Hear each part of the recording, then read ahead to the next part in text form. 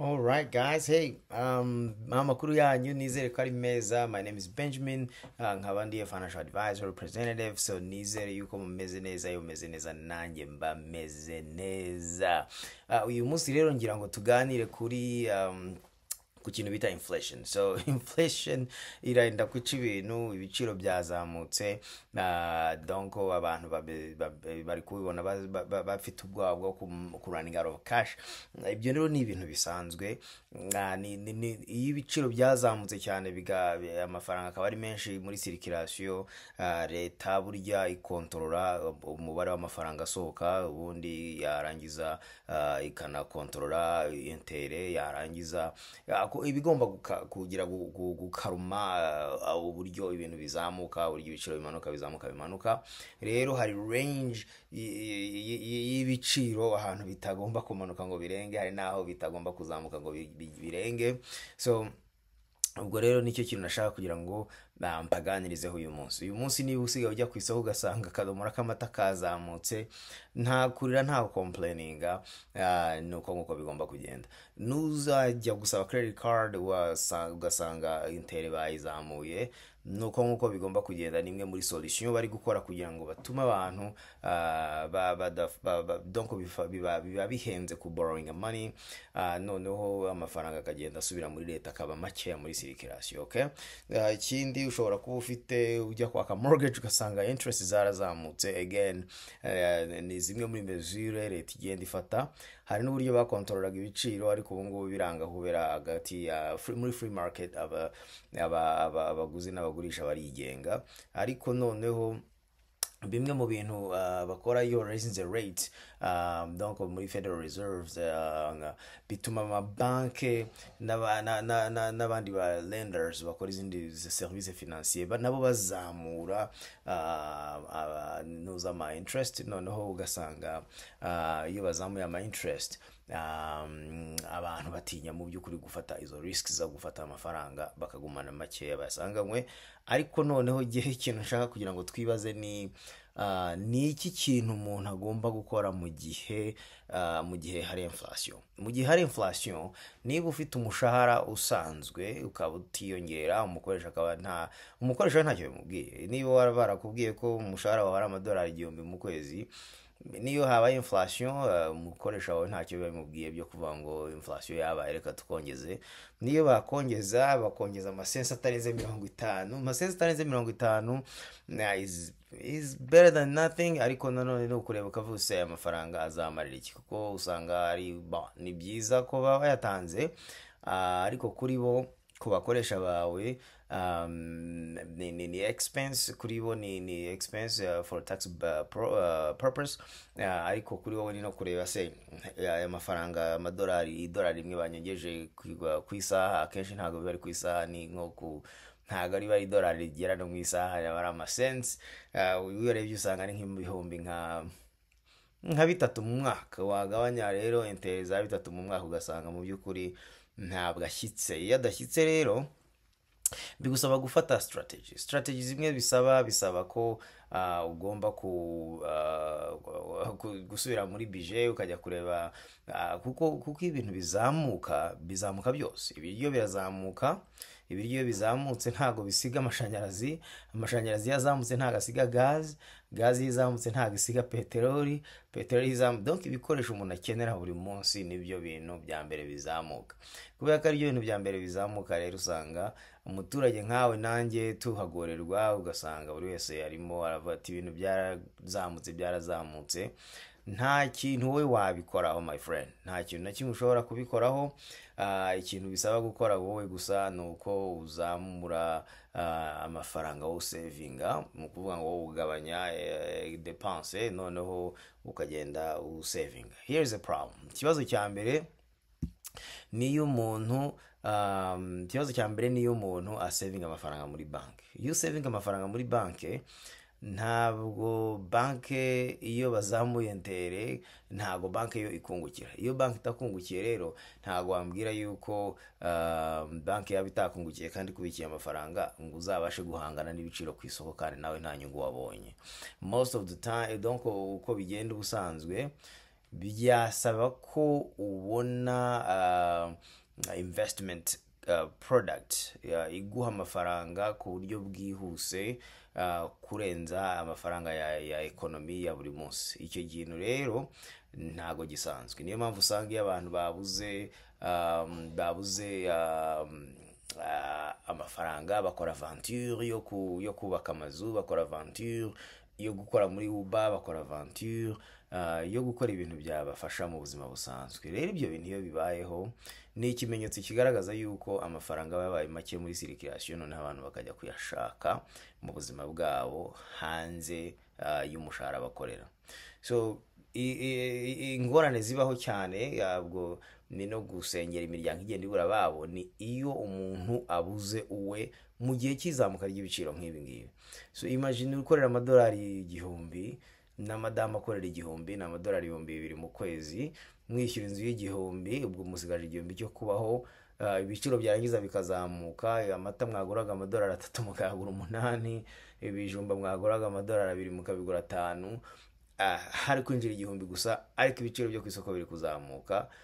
Assurance z'amamodoka zirazamuka, amamodoka ubwo arazamuka. So abantu ndi kubwira ni abantu mu by'ukuri, umuntu wese ufite akazi, umuntu wese ufite income, akaba anafite aho dépense, donc abantu bamudepandaho, icyo gihe ni ibintu bikomera cyane, ku buryo iyo adashoboye kubona ikintu kimwunganira ashobora kwibona ari struggling. Now ikintu gihangayikisha cyane kurusha ibindi rero cyose ni ukwibaza ngo umunsi none nzahagarika gukora bizagenda gute. So uyu munsi ukaba ufite imyaka 40, maybe ushobora kutumva inflation. Uyu munsi ukaba ufite imyaka 37, bishobora kuba ntacyo bikubwiye.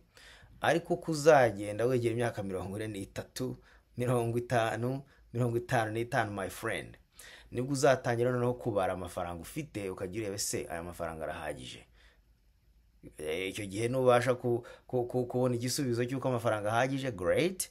Ariko hari igihe uzakora imirwi ibikanga. Niba ufite inzu y'500, ufite imyaka 56, ukaba deja muri savings ufite 50 gusa, chance nuko ayo mafaranga ashobora kuba atazishyura inzu nuhagarika gukora. So nukuba careful mu mibare, ku buryo umuntu agomba gushyira finance ye mu gihe kiri imbere, akavana mu gihe cy'uyu munsi kugira ngo abashe kureba uko igihe cye kizaba kimeze. Birashoboka yuko udashobora kuba udahangayikishijwe n'igihe kizaza, ariko iyo uri kureba uburyo ibiciro bigenda bizamuka, ni buhoro buhoro. Ibiciro buriya byo ku isoko bizamuka nk'umwana, uri umwana kuruta mureba iyo mubana. Umwana mubana yari gukura, akazi kawe mu rugo ni ukumugaburira gusa, ariko uburyo abakura we ntago bibonesha amaso yawe. So ni ikintu rero cyo gucungira hafi. Iyo ukorera amafaranga ukabona ibiciro byo hanze byazamutse, ni ugufata umwanzuro. Ikintu kibabaje kurusha ibindi ni uko umwanzuro akenshi umuntu afata ari uwo kwima bimwe mu bintu akunda, akagabanya gusohoka kandi yabikundaga, akagabanya gufata ibyo kurya yifuzaga kandi atarabuze. Kubera iki? Kubera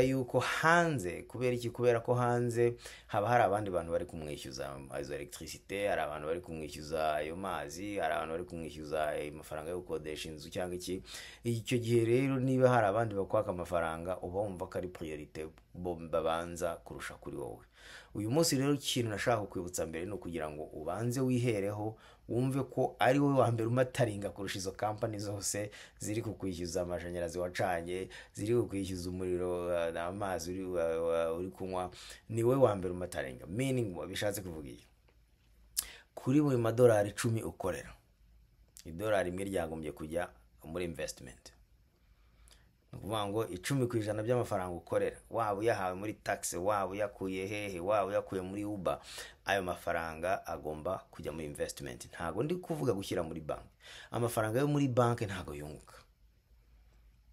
Okay? Amafaranga yo muri bank ntago yunguka. So kugira ngo amafaranga yawe azajya ahantu yunguka, ugomba kujya ahantu hatari muri bank. Ugomba kujya mu bigo by'imari managing amafaranga, bikayabyaza umusaruro. So nizere rero yuko iki kiganiro kiza kugufasha. Niba ushaka kumenya byinshi aho ibigo by'imari biri, turahari. Kampani zacu zirahari zifasha abantu mu buryo butandukanye, ari abantu bagitangira gukorera amafaranga, abayafite ndetse abatarayagira bo ubwo kereka bashatse gukorana natwe, then we can twabireba. Ariko ku muntu wese ufite agafaranga gasirikira yagombye kugashyira muri market aho kazamukana na inflation. Donc yagombye kugashyira mu investment. Ntago ndi kuvuga stock market, ntago ndi kuvuga cryptocurrency. No. Okay, ntago ndi kuvuga ibyo, ntago ndi kuvuga ikimina ntago cyunguka, my friends. Tugomba gushyira amafaranga aho azamuka, akazamukana na economy, akamanukana na economy, akazamukana na economy, akamanukana na economy over a long period of time. Aho economy igeze niho natwe amafaranga yacu abageze.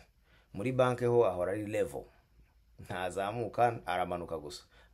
Iyo amanutse rero birumvikana kadashobora kongera gusubiraho yarari, kuko iyo ufite amafaranga ukaba ufite access kuri ayo mafaranga, I guarantee you urayakoresha ibintu bimeze nabi, kandi iyo bimeze neza ntabwo ugira umutima wo kongera guhita uyasubizaho. Ariko iyo amafaranga ari muri investment ahandi hantu, I guarantee you ayo mafaranga urayareba ukishimira uburyo ari kunguka, ukishimira uburyo ari kubyara ndi, ukishimira uburyo ugeraho donc ukabigira umuco, biranezeza, bitanga amahoro y'umutima. Ukavuga uti okay, economy ibyo yakora byose, nzi neza yuko amafaranga yanjye ari kuba invested, nzi neza yuko economy zaba recovered, kubera ko economy buri igira ibice bine.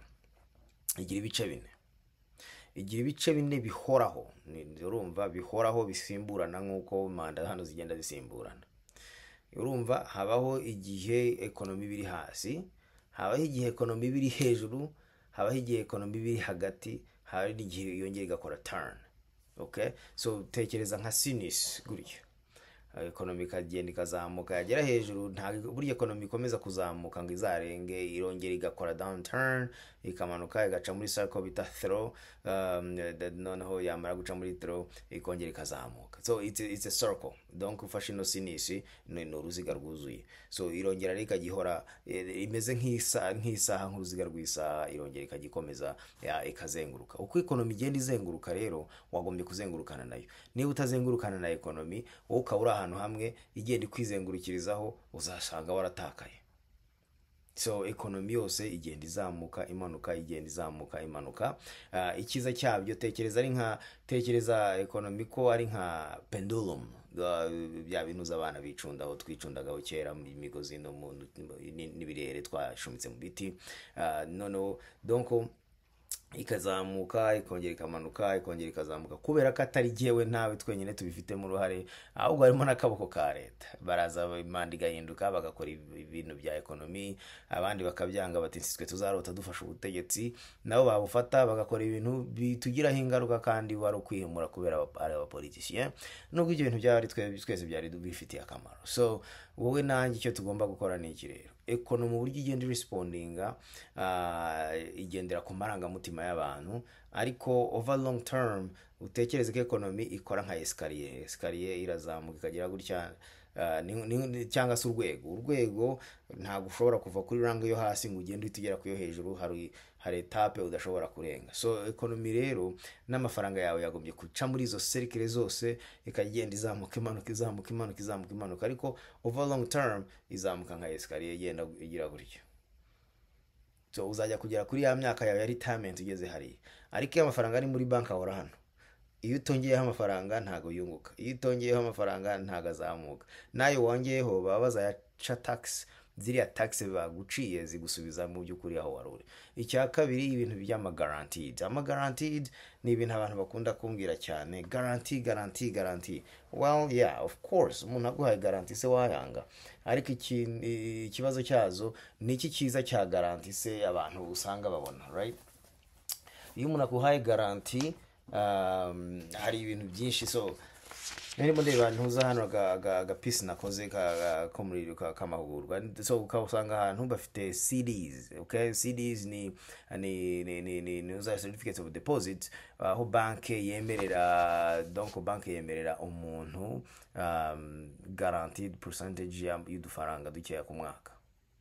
Noneho ugasanga bamubwiye bati ariko amafaranga agomba kuyaduha indi myaka 2 kugira natwe tuguye garanti ya percentage runaka. Well, bimeze bite kugira ngo utange 100,000 baguhe 4% of it, kandi inflation ubundi ubigeze kuri 6%. Nubwo abantu nubwo estimate tuvuga kari 3% buri mwaka, ariko ubu ngubu yararenze kuko byarakabije. Amafaranga badistribuye muri covid, amafaranga bagenda bagira asirikira, I'm sorry, ni ibintu bikabije kandi nitwe tugomba kwishyura. So ikintu rero gitanga negative side of ya CDs, habaho low rate of return. Ntabwo ushobora gusohora mari amafaranga iyo yasohoyemo bahita ba deal uyishe nyine. Iyo bakubwiye ko ari imyaka 2 ugomba kugumishamo amafaranga ukayakuramo mbere yuko ayo mafaranga arangiye, donc yo time frame baguhaye, uba wica deal, so uhita losing your interest. Okay, ubwo rero nta kiza cya CD iyo umaze kumva rose benito. Icya kabiri, abantu bamaze kugira gutyo bashigaye bakoresha aba millennials, bakavuga toke noneho rero aba millennials bo believing muri cryptocurrency na stocks. Reka turebe, stocks is good. Ushobora kuza gukorera mushyira amafaranga muri stock bugacya yazamutse, ariko ushobora no kuruzinga amafaranga yose yo muri stock agashira. So well, ushobora kumbwira uti ngiye mfite code, mfite urufunguzo rwa stock market, good for you, I'm fine. Nubwo iyi video ntago ari yawe, giye video ndi gukora ni y'abantu bashaka accumulatinga, donc kugira confidence ko amafaranga yabo adafite risk zo kuzamuka cyane cyangwa gushutinga ngo bayahombe bayamaremo bayarangize. So rero video ndi gukora hano ishobora no kuba itakureba cyane. Iyo bagiye muri stocks rero, you can make a lot of money, yes, but you can lose it all. So icyo gihe rero umuntu wari wajya muri Las Vegas azambwire nagiye Las Vegas, kugiye n'ubuntu, down nk'ubuntu, indege zaho zirahendutse, amahoteli yaho ni 5 stars zirahendutse sana, ariko noneho iyo winjije amafaranga muri casino baba bizi yuko amafaranga yose wahajyanye atari burangire. So solution rero dutanga ni solution irimo hagati ya CD baguha guarantees, ariko wazavana amafaranga mbere bakayantere ukabura ihombye, cyangwa se stocks ntabwo dutanga stocks nanone kubera yuko stocks ushobora kuzinga amafaranga yose agashira. So ibintu byose ikintu dushobora gutanga ni ibintu biri hagati, harimo mutual funds, harimo variable annuities, harimo managed account. So harimo ibintu byinshi cyane, harimo ibintu byinshi dushobora kugufasha bikaba byagirira akamaro, bigapesinga inflation kandi bikaguha umutuzo ku mafaranga yawe. So ni icyo kintu nagira ngo ndangirizeho rero. Murakoze cyane kuba mwabanye nanjye nakagaruka. Reka twizere ko ikiganiro Trump ari gukora ku bigendanye na cryptocurrency kiza kuzamura, kiza kugira impact nziza ku mucyerekezo mwifuza ko imigabane ijyamo. Impamvu mvuze icyerekezo nuko hari abantu baguze wenda ku stock ziri hejuru bari kureba bakarira mu myotsi bavuga bati amafaranga yamanutse, that's good, mwagombye guserebura. Ari noneho n'abantu baguze stock zikiri hasi bakaba bati mana yanjye ko tubona profit twari twakoze zirimo zigenda zisa ibiciro byongera bidusanga ari hasi, biragenda bite? Bakaba bari kwifuza ko ibiciro bizamuka. Abaguze stock ziri hejuru bari kwifuza ko ibiciro byongera bikagaruka bagazamuka. Abaguze stock ziri hasi nabo bari kuregreta ko ibiciro byongera biri kumanuka bigaruka hasi. Donc buri wese ari confused, ari umuguzi ari confused, arifuza ko ibiciro byongera bikazamuka, ari no seringa nawe ushaka guseringa arifuza ko ibiciro byongera bikazamuka. Ariko umuntu ushaka kugura uyu munsi n'ushaka kugura ejo nawe arifuza ko ibiciro bikomeza bikamanuka akagura yihendukiwe. So ibyo rero byose ni ibintu bitera stress, ni ibintu bitera umutuzo mukeya. Tubifitiye solution, dutanga mbega services ziri hagati y'ibyo byombi ku buryo umuntu agomba kwicara agatuza ntagire ikibazo. Okay, so hit me up, tubashe kubafasha muri retirement, tubashe kubafasha muri wealth management, tubashe kubafasha muri 401k, tubafashe muri ubwo niyo nari nsubiyemo 529 ni savings z'amashuri, tubafashe muri debt elimination program, tubafashe mu bintu byo kugura amazu. Ubu ngubu noneho muri Ohio turi certified yo gutanga amazu, imyenda y'amazu. So yeah, ikintu nakwiyamamazaho ni kimwe kabyaramo. So hari ibintu byinshi cyane muri service abantu bose bakeneye, kuva buri kintu cyose umuntu akeneye dushobora kukibona uretse ibyabagirira nabi. So hit me up, ciao nakagaruka, murabeho, bye bye.